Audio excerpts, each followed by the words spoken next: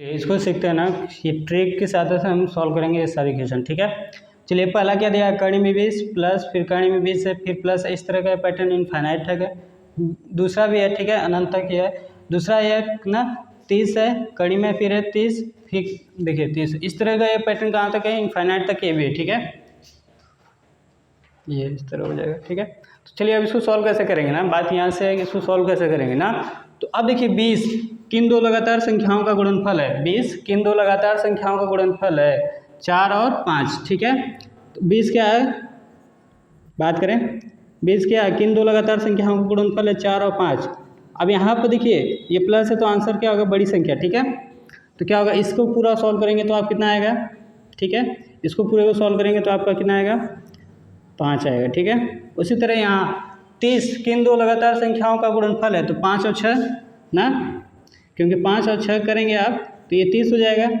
अब यहाँ पर प्लस है तो आंसर क्या होगा, बड़ी संख्या। ठीक है, तो उस पूरे को सॉल्व करेंगे आप। ठीक है, तो कितना आएगा, अब इन दोनों को जोड़ लीजिए, 5 और 6 जोड़ लीजिए 11। ठीक है, तो बहुत आसानी से हो जाएगा यदि हमें ये पता चल जाए कि किन दो लगातार संख्याओं का गुणनफल है। देखिए 15 दूना 30 भी होता है, लेकिन क्या 2 के बाद सीधे 15 आ जाएगा, नहीं, 2 के बाद 3 आता है ना, तो उसको हम सेलेक्ट नहीं कर सकते। तो 5 और 6 जिनका गुणनफल 30 है, तो यहाँ प्लस था तो हम बड़ी संख्या लेंगे, और अगर माइनस होगा तो क्या हो जाएगा, छोटी संख्या ना।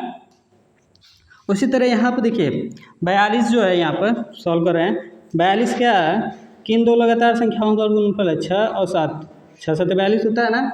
तो अब देखिए कि यहाँ पर माइनस है तो आंसर क्या होगा, छोटी संख्या, यानी इस पूरे को सॉल्व करेंगे तो कितना आएगा, 6।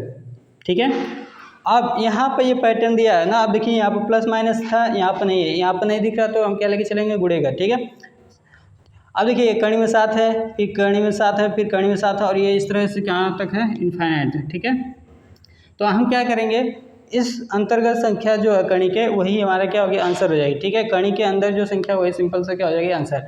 यानी कड़ी में कितना है, 7, तो यहाँ पर कितना आ जाएगा आपका 7, इन दोनों को जोड़ लीजिए, 7 और 6 जोड़ेंगे आप कितना हो जाएगा, 13। ठीक है, तो आसानी से हो जाएगा यदि हमें मालूम है तो। ठीक है, चलिए इसको भी सॉल्व करते हैं ना। देखिए पहले पैटर्न में क्या है, कड़ी में 2 है, फिर कड़ी में 2 है, फिर कड़ी में 2, इस तरह से कहाँ, इनफाइनाइट तक है ना।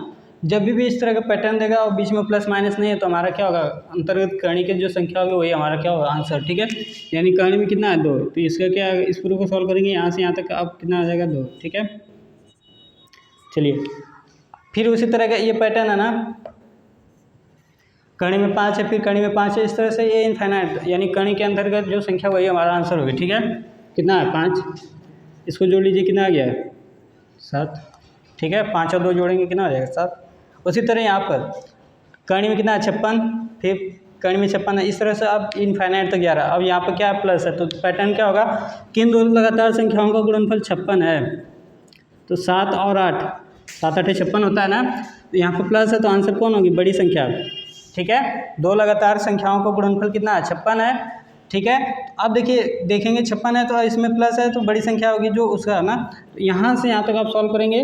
ठीक है, तो कितना आएगा, 8। ठीक है, उसी तरह किन दो लगातार संख्याओं का गुणनफल 20 है, तो देखेंगे आप। ठीक है, यहाँ पर इसको कर लीजिए, 20 की किन दो लगातार संख्याओं का गुणनफल है, तो 4 और 5 आ जाएगा। ठीक है, अब यहाँ पर माइनस है तो आंसर क्या होगा, छोटा वाला संख्या हो गया। ठीक है, छोटी संख्या क्या हो जाएगी हमारी आंसर। ठीक है, तो कितना हो गया, वहाँ से बीच में माइनस है तो यहाँ पर माइनस आ जाएगा। ठीक है, और इसको सॉल्व किए तो कितना आया, 4, 8 में से आप 4 माइनस के लिए कितना आ गया, 4। ठीक है,